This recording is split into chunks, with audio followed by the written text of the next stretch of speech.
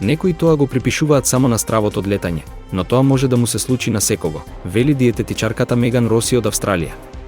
Таа појаснува зошто и покрај тоа што самата го нема така наречениот синдром на нервозно дебело црево, имала слични мачнини. За да објасни и демонстрира зошто надуеноста е честа појава кај патниците, таа употреби чаша јогурт со капаче. Иако оваа состојба е непријатна, постојат начини да се намали притисокот со подготовка пред патувањето.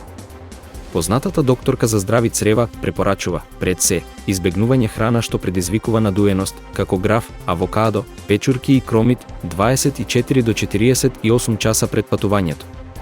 Наместо тоа се препорачуваат полесна храна. Маслото од авокадо се заменува со маслиново масло, печурките со модар патлиџан.